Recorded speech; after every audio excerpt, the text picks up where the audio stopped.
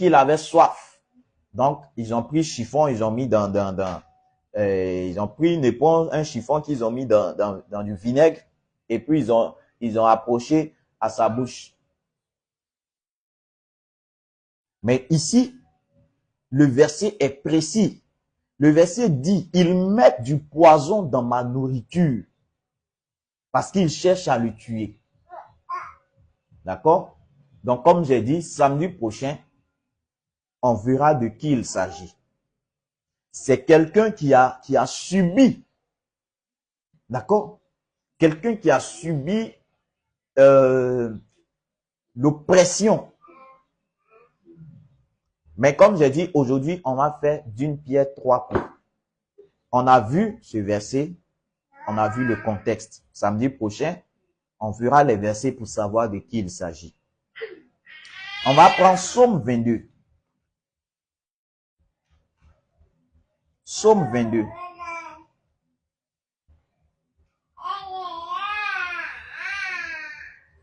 Psaume chapitre 22. On va lire le premier verset qu'ils ont attribué à Jésus. Bon, le verset 2. Mon Dieu, pourquoi m'as-tu abandonné? Voici un verset encore qu'ils ont pris et qu'ils ont envoyé dans le Nouveau Testament. On dit que la personne qui a parlé ici était en train de prophétiser. Et c'est cette parole qui s'est accomplie avant la mort de Jésus à la croix. Quand il a crié, mon Dieu, pourquoi m'as-tu abandonné?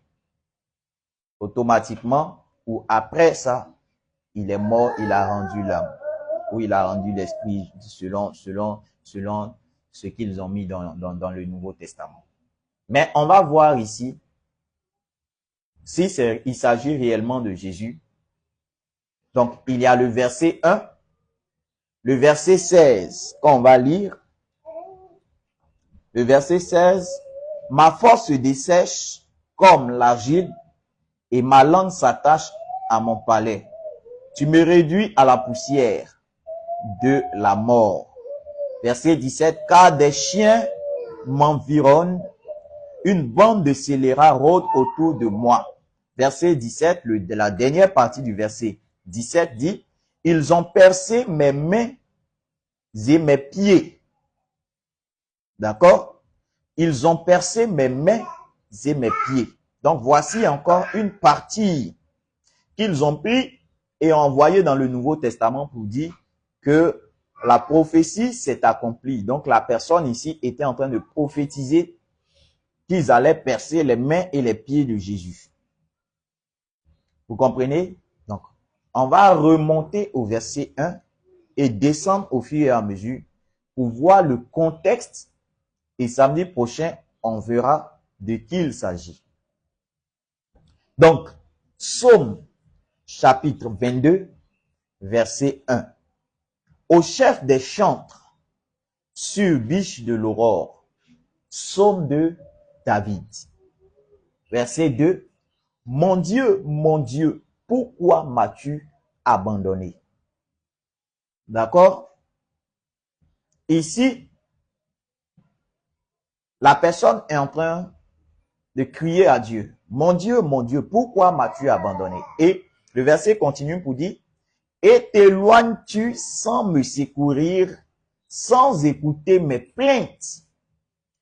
Pourquoi dans le Nouveau Testament, ils n'ont pas mis cette suite-là?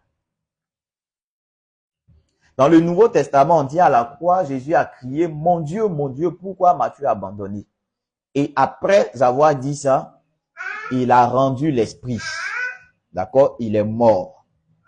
Pourtant, ici, le verset 2 dit, mon Dieu, pourquoi m'as-tu abandonné? Virgule, et dit, la phrase n'est pas terminée. Mais dans le Nouveau Testament, ils ont mis un point. Quand il a dit, mon Dieu, pourquoi m'as-tu abandonné? Point. Mais ici, il dit, mon Dieu. Faut m'envoyer chez ça. Il dit, mon Dieu, pourquoi m'as-tu abandonné? Virgule, et t'éloignes-tu sans me secourir, sans écouter mes plaintes? Est-ce que dans le Nouveau Testament, Jésus a dit « Et t'éloignes-tu sans me secourir et sans écouter mes plaintes ?» D'accord? Est-ce que Jésus s'est plaint à la croix? Point d'interrogation.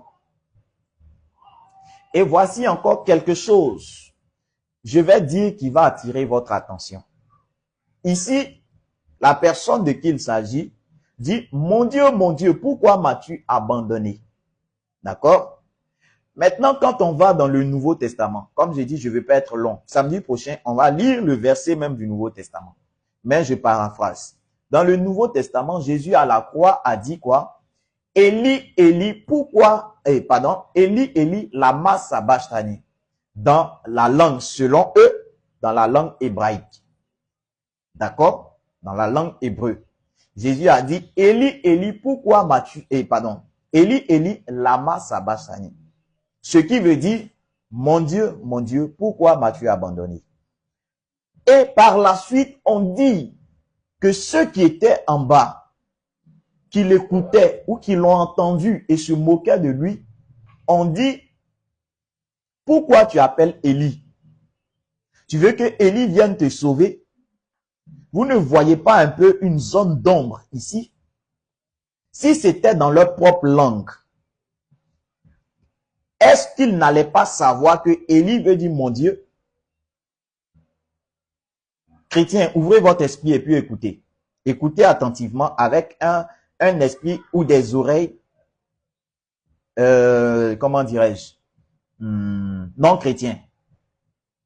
D'accord? On dit Jésus à la croix a crié, Élie, Élie, lama sabachthani. C'était en langue hébreu. D'accord? Si c'était dans leur langue et ils ont compris, pourquoi ils vont lui dire, pourquoi tu appelles Élie? Pourtant, Élie veut dire mon Dieu. Mais on dit les gens se moquaient pour dire, tu appelles Élie pour qu'il vienne te sauver. Vous ne voyez pas qu'il y a une zone d'ombre ici. On dit le crime, là, il n'est jamais parfait. Ils ont voulu nous mentir. Mais la vérité, là, ou le mensonge, là, ne va pas rester éternellement. La vérité va finir toujours par sortir.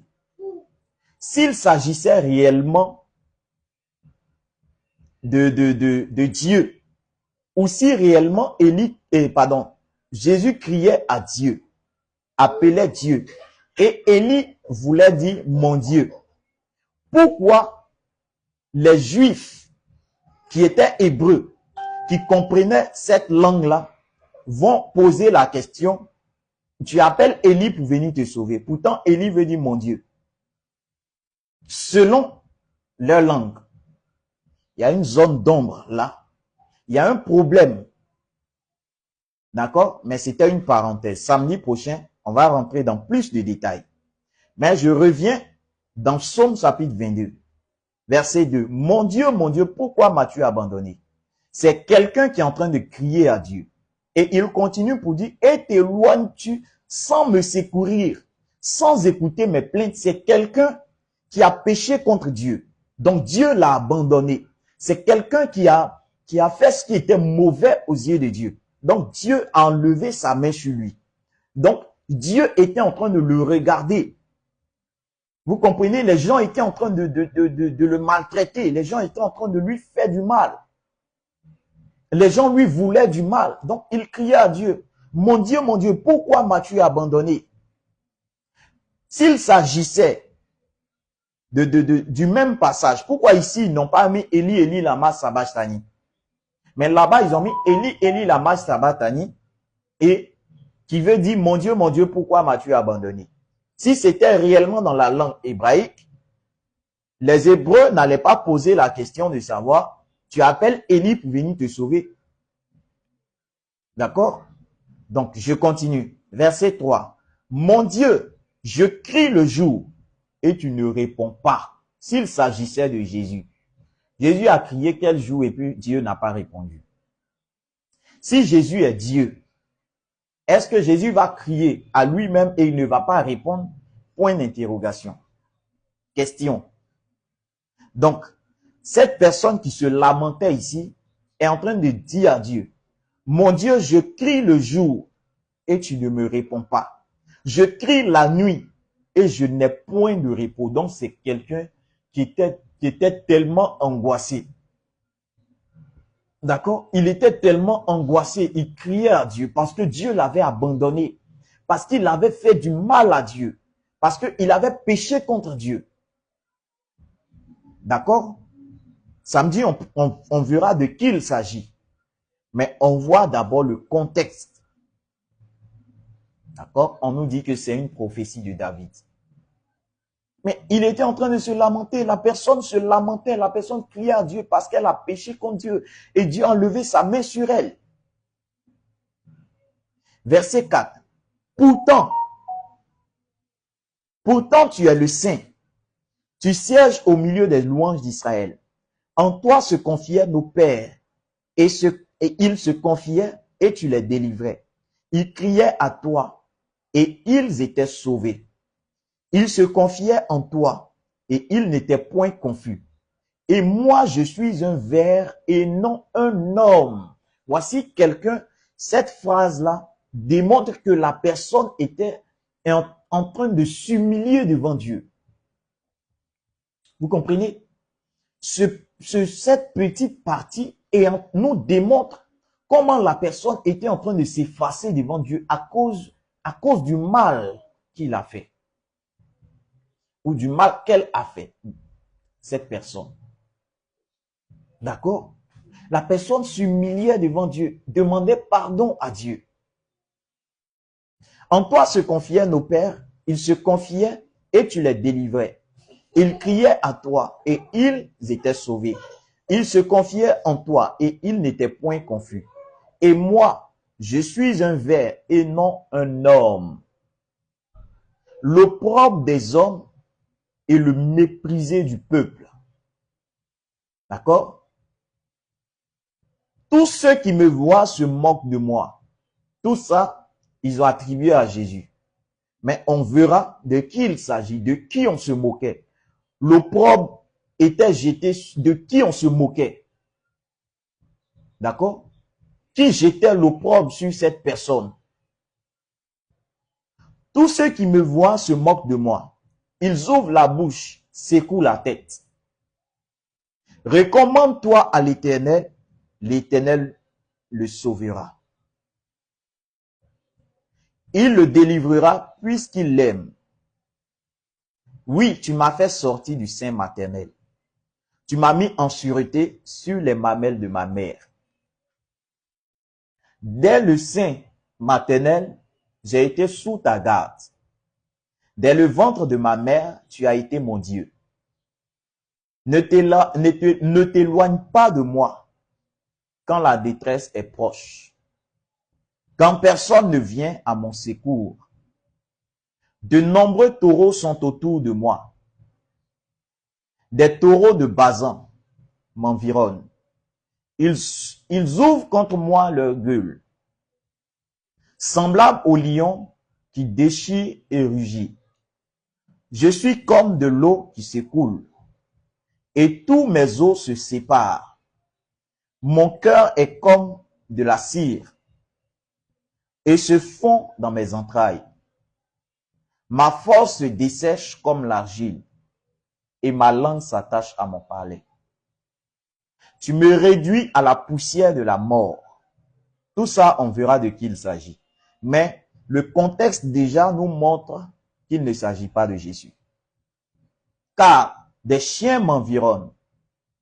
Voici le verset phare qu'ils ont envoyé dans le Nouveau Testament pour attribuer à Jésus. Donc, il y a le verset 2 et le verset 17. Car des chiens m'environnent, une bande de scélérats rôde autour de moi. Ils ont percé mes mains et mes pieds.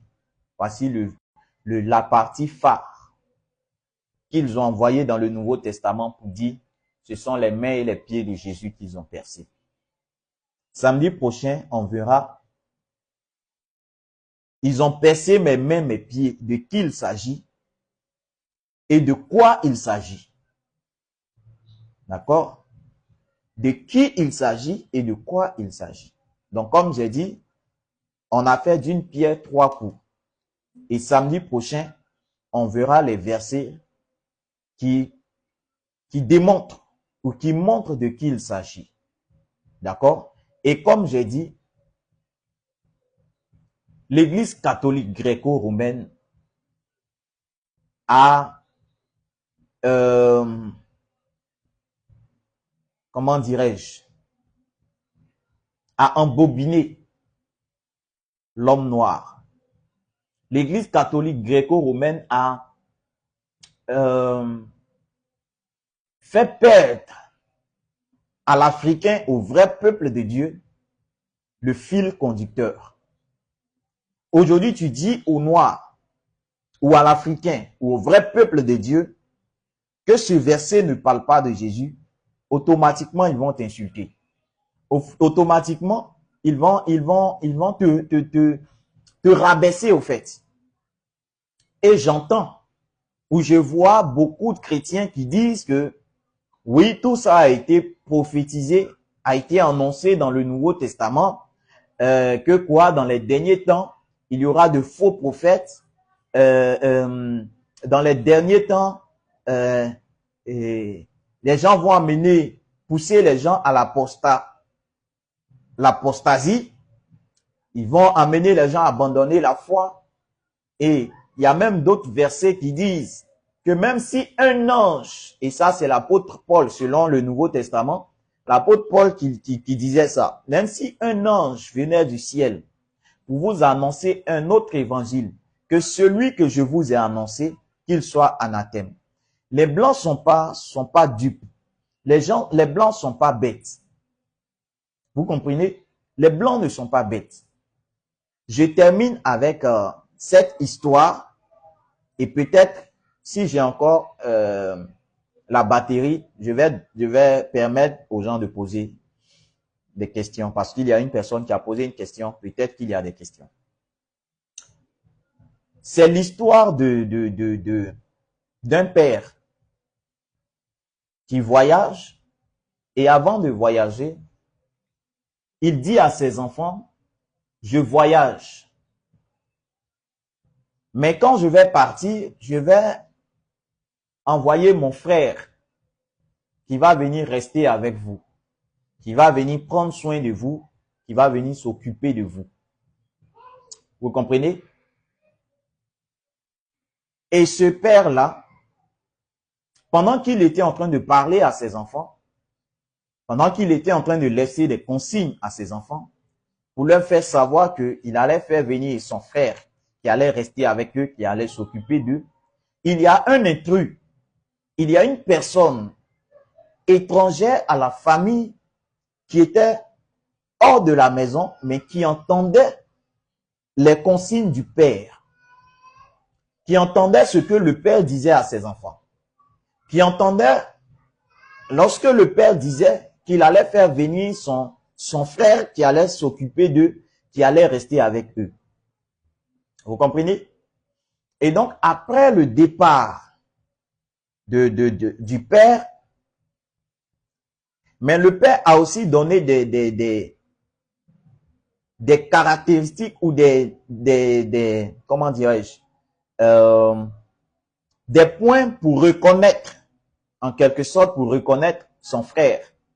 Je prends des exemples simples. Le père va dire que mon frère, s'il s'appelle Conan, mon frère va s'appeler Conan.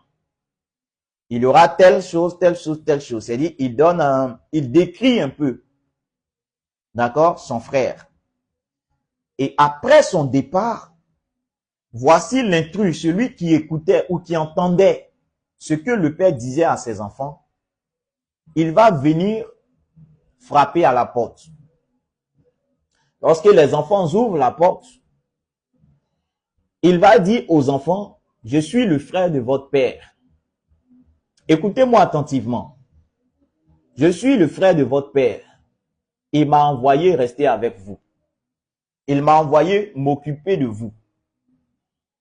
Donc, automatiquement, les enfants vont croire. Pourquoi? Parce que déjà, ils n'étaient pas là quand leur père parlait. Et leur père a promis de leur envoyer son frère. Donc, s'il vient, il se présente en tant que le frère de leur père, automatiquement, ou au premier abord, ils vont l'accepter. Pourquoi? Parce que le père avait déjà promis son frère à ses enfants. Donc, au premier abord, ils vont accepter ce monsieur qui est venu en tant que le frère de leur père. Mais si les enfants sont intelligents, ils vont chercher à savoir est-ce que c'est réellement le frère. Je dis s'ils sont intelligents. Mais peut-être qu'ils vont découvrir ça plus tard. Mais au premier abord, ils vont accepter ce monsieur comme le frère de leur père. Pourquoi? Parce que, il n'était pas là quand leur père parlait. 2, leur père leur a promis son petit frère. Donc, s'il vient se présenter en tant que le petit frère, ils vont l'accepter automatiquement parce que leur papa leur a promis son petit frère. Qu'est-ce qui va se passer? Ce monsieur-là, cet intrus-là, sachant que le vrai frère du papa va venir, qu'est-ce qu'il va dire aux enfants? Il va dire que quelqu'un va venir au nom de votre père pour dire que c'est votre oncle. Ne croyez pas. Vous comprenez? Si quelqu'un venait, à part moi, en dehors de moi, pour vous dire qu'il est le frère de votre père, ne le croyez pas, ne l'acceptez pas. Pourtant, c'est lui le faux père. Pardon, c'est lui le faux frère. Mais il va dire aux enfants, sachant que le vrai frère va venir, il va anticiper pour dire que si quelqu'un vient en dehors de moi, dit qu'il est le frère de votre père, ne le recevez pas, ne l'acceptez pas. Et c'est ce que les Blancs ont fait avec nous. Dieu nous a promis un Messie.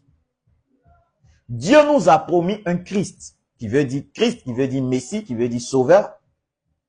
Donc Dieu nous a promis un Messie. Et ceux-là, ces Occidentaux-là, ces Blancs, sachant que Dieu nous a promis un Messie, qu'est-ce qu'ils vont faire?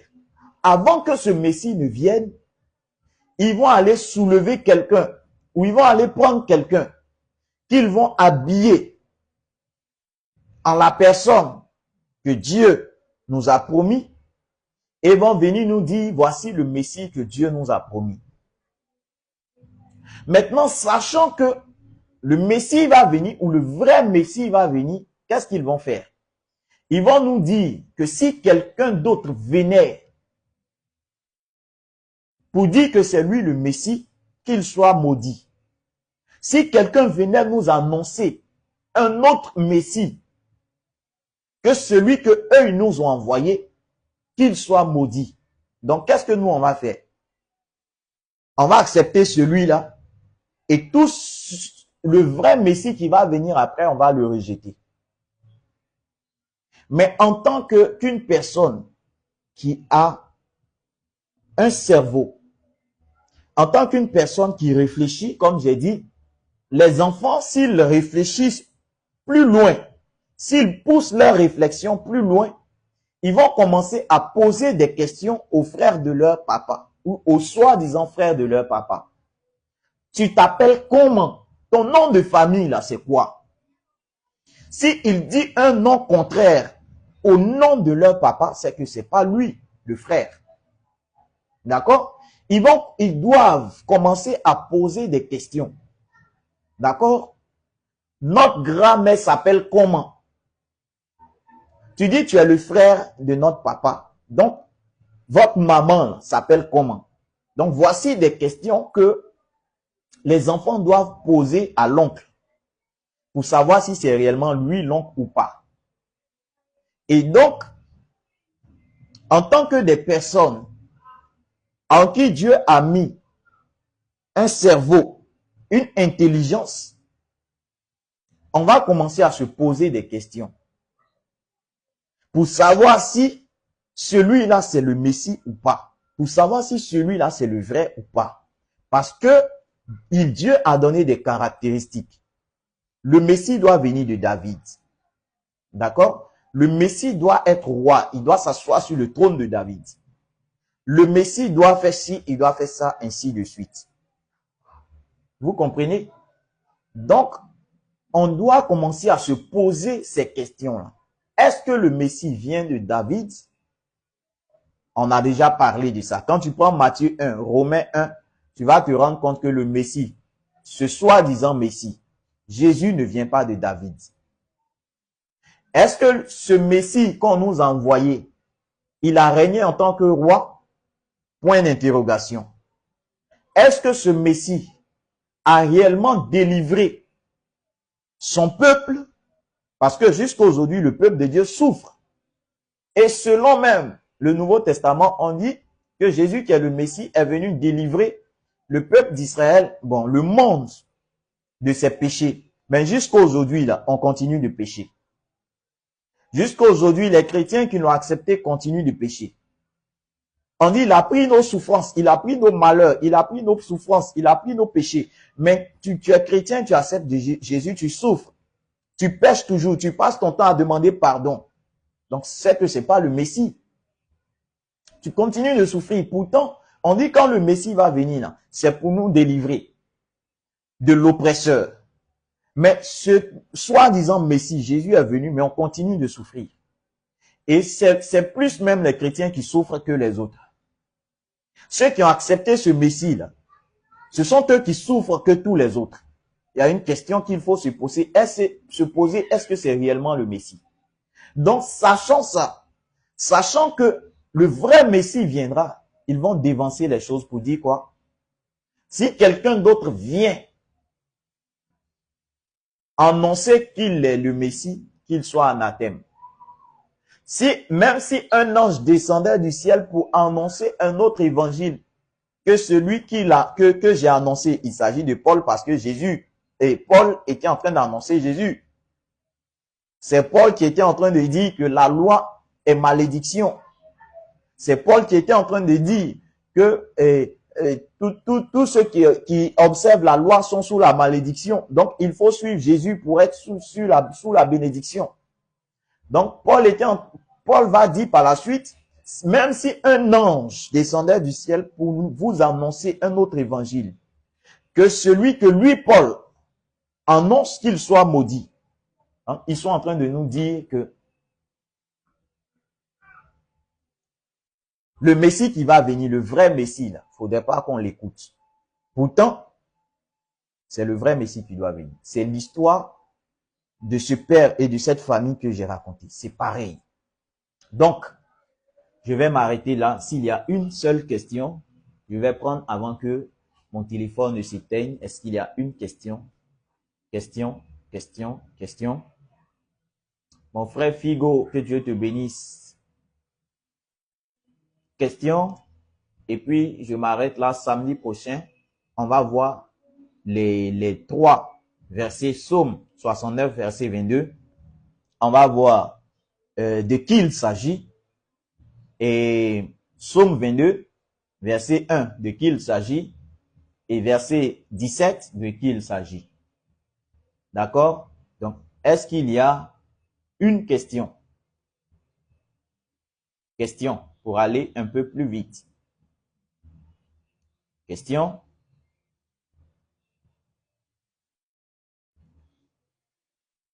Question. Je suis en train de voir, peut-être d'ici le mois prochain ou sur prochain, je vais désormais faire mes directs, si possible, sur TikTok. Comme ça, je vais donner la possibilité à ceux qui veulent monter pour qu'on puisse peut-être débattre ou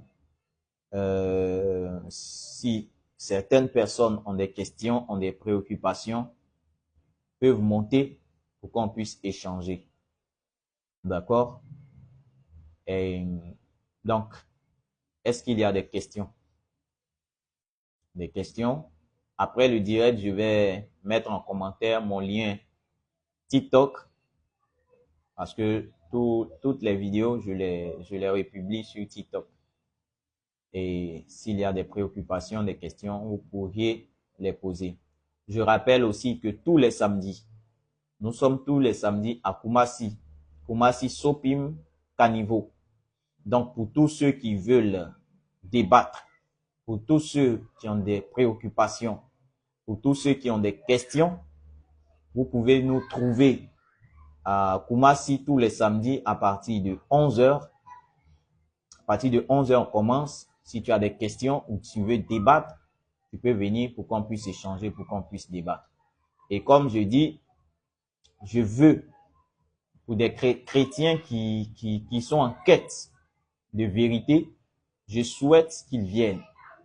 Si tu ne peux pas, tu peux faire venir ton pasteur. Moi, je préfère même que ce soit ton pasteur. Parce que la plupart des temps, les gens disent, ou les chrétiens disent que je veux les détourner de la foi chrétienne. Donc, pour éviter de te détourner de la foi chrétienne, tu viens avec ton pasteur ou tu fais venir ton pasteur.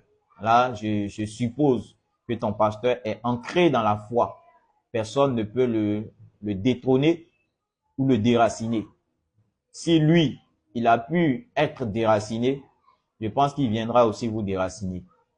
Donc, pour l'heure, je vais m'arrêter là et on se retrouve samedi prochain à 18h30 comme d'habitude. S'il y a des questions, vous pouvez aussi laisser vos questions, que ce soit par WhatsApp. Je vais laisser mon WhatsApp, que ce soit en commentaire ou en inbox. Vous laissez vos préoccupations, vos questions et je ferai l'effort de répondre à vos questions. Que la paix et la grâce de Dieu soient sur vous. À samedi prochain. Amen.